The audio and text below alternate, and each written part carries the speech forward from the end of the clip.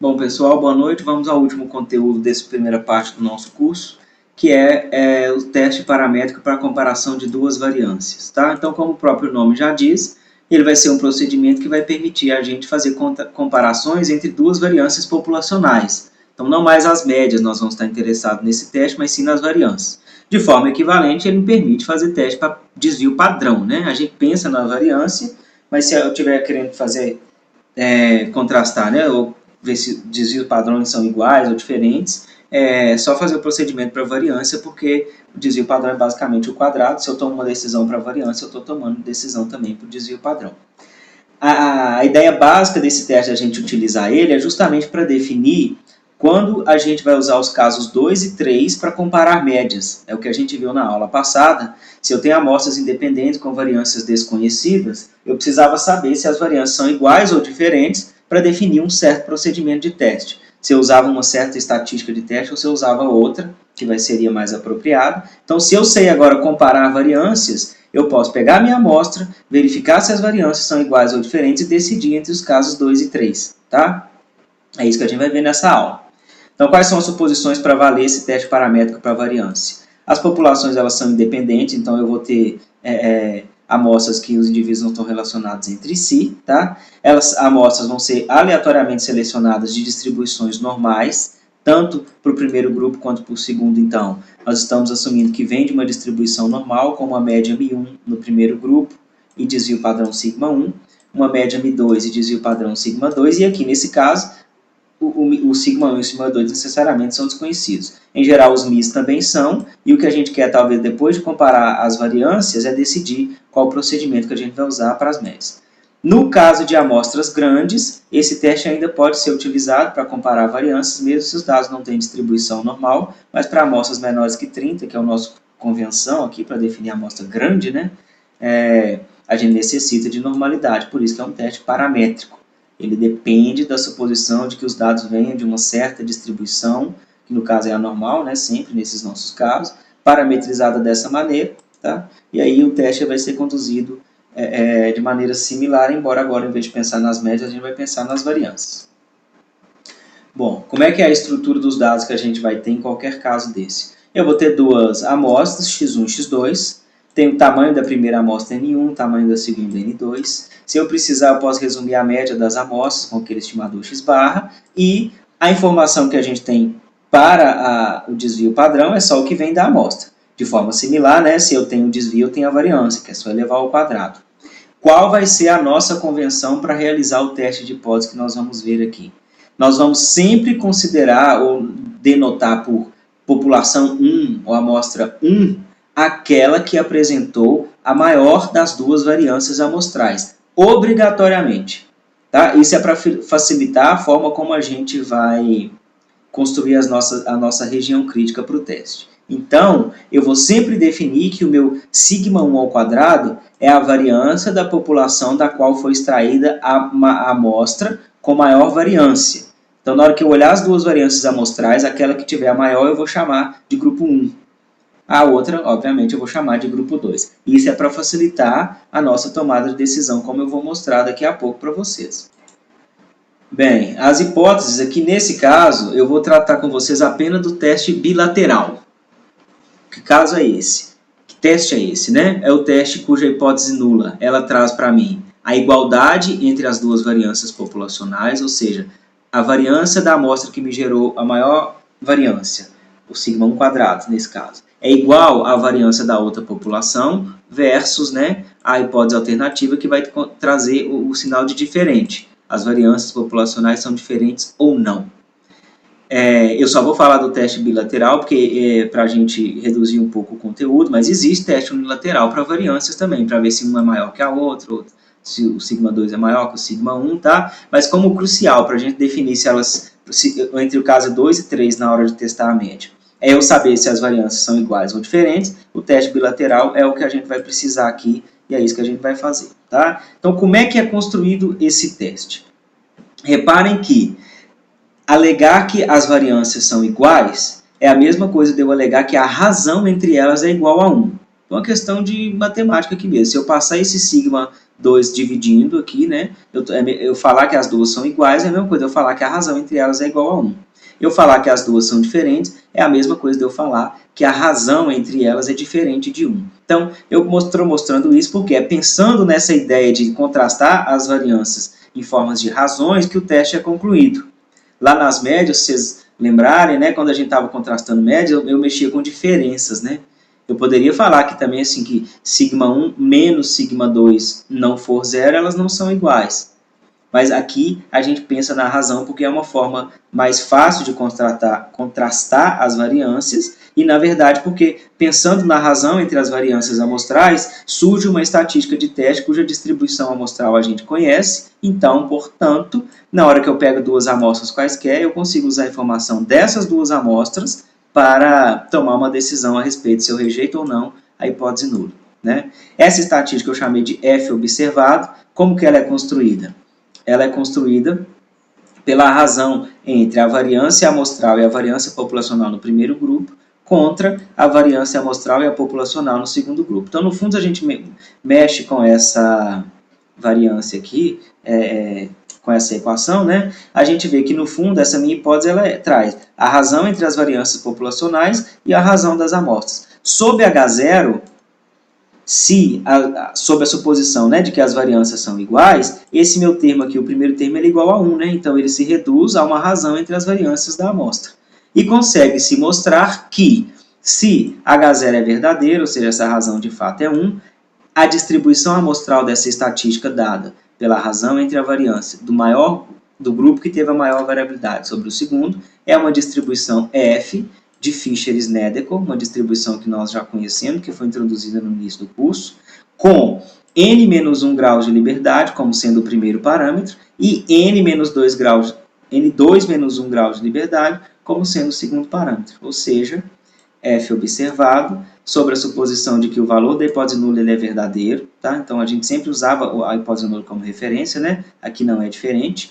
Sobre essa suposição, o F observado tem uma distribuição F de Fisher com primeiro parâmetro igual a N1 menos 1, primeiro grau de liberdade, e o segundo grau de liberdade igual a N2 menos 2. Sabendo da distribuição amostral da estatística, então eu sei que na hora que eu pegar as minhas amostras, calcular as variâncias e fizer uma razão entre elas, eu vou ter um critério baseado em valores críticos dessa distribuição agora, para eu definir se os dados me trazem evidência forte ou não de que as variâncias são iguais ou são diferentes. Essa aqui é a ideia. A ideia é basicamente a mesma dos outros testes, aqui ela é feita de forma diferente. E surge uma distribuição diferente porque a gente está em outro contexto. Tá? E na suposição de normalidade ou com amostras grandes, essa razão entre as variâncias amostrais, ela tem um comportamento típico de uma F com esses parâmetros e por isso que isso acontece. Certo? É um resultado teórico que eu não vou provar, mas a gente vai usar. E aí, agora eu vou ensinar vocês como é que a gente constrói a região crítica desse teste para comparação de variâncias. Apesar de o teste ser bilateral, pela convenção que eu coloquei de a maior das variâncias sempre estar no numerador dessa minha estatística, lembre que eu defini o grupo 1 como sendo aquele que tem a maior das variâncias amostrais, então, necessariamente, o numerador sempre vai ser maior ou igual do que o denominador nessa minha estatística, certo? Então, apesar de o teste ser bilateral, a gente sempre vai observar um valor para a estatística de teste que vai estar mais no sentido da cauda da direita da distribuição amostral apropriada para ela, que é a F. Então, por causa disso, quando a gente for construir a região crítica desse teste para igualdade ou não de variâncias, a gente vai construir a região crítica só olhando para a cauda da direita. Mas de que forma? Eu vou tomar o alfa sobre 2, porque o teste é bilateral, e eu vou localizar na cauda da direita da distribuição F apropriada, em cada caso vai ser uma, vai depender dos tamanhos da amostra, né? Qual é o valor que me deixa com uma área alfa sobre 2 acima dele, tá? Bastando olhar para essa cauda da direita, com a área alfa sobre 2, eu vou sempre conseguir concluir se rejeito ou não a hipótese nula desse teste bilateral, desde que eu me lembre que eu tenho que colocar a maior das variâncias em cima, tá? Eu fiz isso porque, apesar de você ter que lembrar desse passo de colocar a maior das variâncias como sendo a primeira das populações, é mais simples do que a gente ter que olhar nas duas caudas da distribuição F, porque ela não é simétrica, como eram a T e a normal, tá? Ela é mais parecida com a Q quadrado, só que não é simples olhar na cauda de baixo da T. E, em geral, as tabelas sempre trazem a cauda da direita, que é o caso da nossa tabela. Então, aquela convenção de usar a maior das variâncias no numerador, ela garante que a gente vai poder olhar sempre a cauda de cima, pensando no alfa sobre 2 e concluir sobre o teste, tá? Então, quando a gente for fazer esse teste na mão, a gente vai usar só o método da região crítica justamente por essa dificuldade, tá? Porque nesse caso aqui tem uma complicação para calcular o valor P, porque o teste sendo bilateral, ele é 2 vezes a probabilidade naquela distribuição F, você encontrar um valor acima do que se observou. A tabela da F, como vocês vão lembrar daqui a pouco, no nosso exemplo, se está fresco na memória de vocês, ela depende dos dois parâmetros, né? E depende da probabilidade que eu quero encontrar na cauda da direita. Então, dado os graus de liberdade, eu tenho que ter uma tabela para cada cauda. Então, é complicado eu pensar em ficar calculando na mão esses valores P, porque eu teria que ter exatamente uma tabela para aquela probabilidade que eu estou procurando. Então, a gente vai sempre, se for usar valor P para concluir esses testes de variância, a gente vai obter de um software, porque aí ele tem a tabela mais refinada, tá? Mas se eu tiver o valor P, o critério de conclusão é igual sempre foi com qualquer outro caso. Se o valor P do meu teste é menor do que o alfa, o nível de significância que vai estar fixado, rejeita essa hipótese nula. Igual se a minha estatística de teste, nesse caso, for maior do que aquele valor que me deixa com uma área alfa sobre 2 acima dele na distribuição F. Nesse caso, N1 menos 1, N2 menos 1. Vou fazer um exemplo para a gente tentar deixar mais claro esse procedimento de teste, tá? O enunciado é o seguinte. Em um estudo sobre salário de comissários de bordo, selecionaram-se aleatoriamente salários pagos por 2 companhias diferentes. Para 23 comissários de bordo da American Airlines, a média é de 23,870 unidades monetárias, um desvio padrão de 2,960. E para 21 comissários da TWA, a média é de 22,025 mil, né, unidades monetárias e desvio padrão de 2,065. Consideramos que os dados são normalmente distribuídos em ambas as populações, ao nível de 10% de significância, teste a afirmação de que os salários da American Airlines e da TWA têm o mesmo desvio padrão. Ou seja, a variabilidade de salário dos comissários dessas duas empresas ela é a mesma ou não? É isso que a gente quer fazer, supondo que a gente não tivesse acesso ao salário de todo mundo, a gente só tem essas duas amostras, então a gente quer dizer a respeito das variâncias dos salários na população de comissários das duas empresas, e aí a gente só tem essa amostra em mãos. Então está aqui falando que a média da TWA quanto foi, a variância dela, e na American Airlines da mesma forma. Por que eu denotei a TWA como sendo a minha grupo 1, população 1? Porque ela foi onde eu observei a maior variância amostral. Aqui está anotado o desvio padrão, né? Mas se a variância é ao quadrado, aquele que teve o maior desvio padrão vai ter a maior variância, né? As duas coisas é uma relação linear.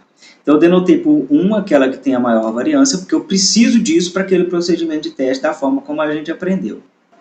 Então, passo a passo para definir o teste. A minha variável de interesse, eu estou chamando de X1, é o salário dos comissários da TWA, tá? É a população de onde a gente extraiu a maior variância, por isso que eu denotei por 1. E o X2 é o salário dos comissários da American Airlines. Usando as amostras X1 e X2, a gente quer concluir sobre os parâmetros. Quem são? Sigma 1 é o desvio padrão dos salários dos comissários da primeira empresa, e o sigma 2 é o desvio padrão da segunda empresa. As hipóteses que a gente quer testar são: o desvio padrão do salário é o mesmo nas duas empresas? Com essa afirmação, que isso me induz a um teste bilateral. Ser o mesmo é ser igual ou não. Então, o nosso teste é bilateral, onde em H0 a gente tem a igualdade dos desvios padrões versus a diferença dos desvios padrões na hipótese alternativa, tá?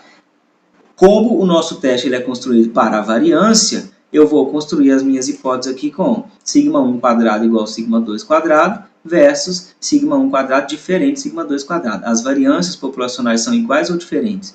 Se eu concluo que elas são diferentes, os desvios padrões também são diferentes necessariamente, uma é função do outro, tá? Então a gente faz o teste para variância, que é aquele estatística é para variância. Como que eu calculo a discrepância entre as duas variâncias, né? Com base na minha amostra, usando aquela estatística que é a razão das duas variâncias. Então, a gente tinha que o desvio padrão no primeiro grupo, no maior, inclusive, né, que tem que ficar no numerador, é 3.065, então eu pego o desvio padrão ao quadrado, porque aqui é a variância, e a mesma coisa para o outro grupo, essa razão deu 1,072. Pensem bem, se as duas variâncias fossem exatamente iguais na população, né, eu esperaria que essa razão fosse realmente próxima de 1.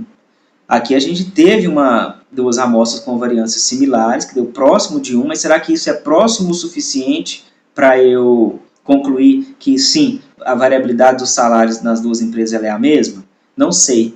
Como a gente coletou só uma amostra, eu tenho que ponderar isso em termos de, além da variabilidade, né, de aleatoriedade e erro, de acordo com a distribuição que gera os valores disso daqui. Qual é a distribuição apropriada nesse caso? É uma distribuição F, onde o primeiro grau de liberdade é igual a 21 menos 1, que era o tamanho da primeira amostra, então dá 20, tá? Devia ter escrito os números aqui, desculpe. E no segundo grupo, N2, a gente tinha 23, o tamanho da amostra, aqui ó, na American Airlines, então o segundo parâmetro é 22, que é 23 menos 1, e eu quero saber qual é o valor na F 20, 22, que me deixa com uma área alfa sobre 2 na sua direita. O teste é bilateral com alfa 10%. Como a gente só vai olhar na cauda da direita, pela convenção que nós fizemos daquela estatística ser sempre o maior variância no numerador, né? Eu vou olhar só na cauda da direita, mas eu tenho que lembrar de olhar o alfa sobre 2, certo? Então, como que eu olho nessa tabela? Quando vocês pegarem a tabela da distribuição F, vocês vão ver que a gente tinha uma tabela para cada nível de significância, ou para cada probabilidade específica que eu quero na cauda da direita da distribuição. Quando eu cruzava os graus de liberdade e interesse, eu sabia qual era, naquela F, o valor que me deixava com uma certa área de probabilidade acima dele. Essa foi a nossa convenção quando a gente aprendeu essa distribuição, vocês lembram? Então, como nesse caso a gente quer saber uma área acima do valor igual a 5%, eu tenho que pegar a tabela da F unilateral 5%. Essa é para 10. Apesar do nosso teste ser para 10, ele é bilateral, eu olho o alfa sobre 2, então eu quero a tabela para 5%. Essa é a segunda tabela que nós temos aqui. Então, se eu encontrar os graus de liberdade apropriados que eu quero, eu vou localizar qual é o valor crítico que eu preciso para concluir o meu teste. Então, no nosso caso, o primeiro grau de liberdade ele é igual a 21, tá? E o segundo grau, o primeiro grau de liberdade é igual a 20, desculpem, e o segundo é 22. Então, eu tenho que localizar naquela tabela da F, na coluna, é o primeiro grau de liberdade, ó, é 20, e na linha é o 22. Então, na hora que eu cruzar essas duas informações, o que a tabela está me dizendo é que na distribuição F com 20 e 22, os parâmetros, né, igual a 20 e 22, o valor que me deixa com uma área de 5% acima dele é o 2,071. Então, a nossa região crítica se o meu F observado é acima de 2,071, eu rejeito a hipótese nula. Tá? O que aconteceu? A nossa estatística de teste, ela deu 1,072, então nós temos que isso não é maior do que 2,071, então o F observado não pertence à região crítica, logo nós não rejeitamos H0. O que significa não rejeitar a hipótese nula? Eu tenho informação suficiente nos dados de que as variâncias populacionais elas são iguais, com 10% de significância. Essa é a conclusão, porque eu não rejeitei H0. Se eu tivesse rejeitado, eu teria evidência de que elas eram diferentes. Com base nos dados, a gente não rejeitou, elas são iguais, tá? Isso está aqui. A conclusão, então, é que os salários com 10%, a variabilidade, pelo menos, dos salários, ela é a mesma. E se eu quisesse calcular aquele valor P, eu teria que pegar o valor P, duas vezes a probabilidade na F, 20 e 22, eu tenho um valor maior do que o valor que eu observei, tá? Das tabelas que a gente tem, na verdade, a gente até consegue localizar que esse valor P é de fato maior que 10%, indicando, portanto, que a gente não deve rejeitar a hipótese nula, né? Se o valor P é maior do que o alfa, eu não rejeito. Eu só rejeito se ele for menor do que o alfa, tá? Esse valor P exato, um software e calcularia para a gente, tá? E aqui, a gente, com as nossas tabelas, eu só sei dizer para vocês que ele é maior do que 10%. Por que eu sei disso? Porque na minha tabela T, quando eu cruzo, por exemplo, 20 graus de liberdade no numerador, com 22 no denominador, primeiro grau de liberdade 20, o segundo 22, a gente viu que o valor que limitava uma área de 5% acima dele é de 0,071. Então, necessariamente, uma área acima do 1,072, que é a nossa estatística, numa distribuição F com esses graus de liberdade, ela vai ser maior do que 5%. E quando eu multiplicar por 2, então ela vai ser maior do que 10%. Tá? Não precisa preocupar com isso, mas isso vai acontecer sim, se a gente fosse calcular esse valor P exatamente. Tá certo? Então essa é a conclusão para esse exemplo. Eu trouxe aqui uma saída de um software estatístico chamado Minitab sobre esse teste da igualdade das variâncias. Então quando a gente entra para ele lá, eu peguei os dados, né? Localizei lá para ele que era para eu fazer o teste, supondo que os dados são normais, para a igualdade das duas variâncias. Então a hipótese nula ele coloca em termos da razão, tá vendo? Que a razão é 1 ou diferente de 1, é similar a elas serem iguais ou diferentes. Com alfa de, na verdade deveria ser 10%, mas não tem problema, a gente tendo o valor P nós concluímos para qualquer valor, né? Ele calculou a estatística de teste, deu 1,07. Grau de liberdade, o primeiro 20, o segundo 22. Ele conseguiu calcular o valor P exato, porque ele tem a tabela mais refinada. Então esse valor P é de 0,869. Essa probabilidade ela é maior do que 10%, que era o nosso alfa de interesse aqui no problema, né? Como o valor P não é menor que o alfa, a gente não rejeita a hipótese nula. Tá? Então, tendo um valor P, eu consigo concluir, na verdade, para qualquer nível de significância que eu quisesse, porque o valor P não vai mudar se eu mudar o alfa. A conclusão pode mudar. Então, aqui a gente vê, na verdade, o valor P é até alto, né? Muita evidência que a gente tem nos dados de que a variância dos dois grupos ela é igual, ou seja, a razão entre elas é igual a 1. Não rejeita a hipótese nula. E aí, antes de fechar essa aula e deixar um exercício para vocês, eu vou voltar no exercício da aula passada, onde a gente tratou de um problema de comparação de médias, num caso onde a gente comparava um grupo que tinha depressão, né, que tomava um medicamento chamado tianipetina, e um outro que não tomava um medicamento, tomava um placebo. E aí eu fiz o teste para comparação das médias desses grupos, usando tanto o teste para média, que supunha que as variâncias populacionais eram iguais, quanto o teste que elas eram diferentes, né? Então a gente tinha essas duas saídas do Excel, para o caso do teste onde elas eram iguais ou diferentes, e aqui eu trouxe para vocês o resultado do teste para comparação das variâncias lá no Excel. Quando a gente faz isso, ele libera para a gente também, né, as estatísticas das amostras. Então aqui está escrito, ó, teste F, 2 amostras para variâncias, é o teste que a gente acabou de fazer, é o que está sendo feito aqui. Ele solta o valor da estatística, aqui 2,3358 aqui, o valor o valor P unicaudal, e solta para a gente quem é o valor crítico no nosso caso. Então, o que ele está fazendo aqui para a gente é um teste unicaudal. Como a gente quer um teste bilateral, né, para ver se as variâncias são iguais ou não, bastava eu multiplicar o valor P por 2. Tá? Aí, esse valor P de 0,057, se a gente multiplica por 2, ele dá aproximadamente 0,12, e isso é maior do que o nível de significância de 5%. Então, a gente não rejeitaria uma hipótese de que as variâncias são iguais. Não rejeita, logo as variâncias são iguais. Então, com esse procedimento aqui a mais agora, eu sei dizer para vocês que o teste mais apropriado para responder sobre a igualdade de médias nesse exemplo era o teste para a igualdade de média com variâncias desconhecidas, porém iguais. Tá? Era o melhor teste. E aqui está o resultado, usando aquele outro software, o Minitab, para o mesmo exemplo da tianipetina. Então, ele está verificando se as razões, né, entre as variâncias é igual a 1 ou diferente de 1, ou seja, elas são iguais ou não. O valor da estatística deu 2,34. Aqui está arredondado com 2 casas decimais, o Excel calculou com um número maior de casos. E aqui, como nesse software eu consigo especificar para ele que eu quero o teste bilateral, ele já calculou para mim o valor P aqui, ó, que no fundo é aproximadamente esse valor aqui multiplicado por 2 mesmo, como deveria ser. Então, o valor P 11,5, se eu estou com um nível de significância de 5%, o valor P maior do que o alfa, não rejeita a hipótese nula, ou seja, eu ficaria com a afirmação de que as variâncias são iguais.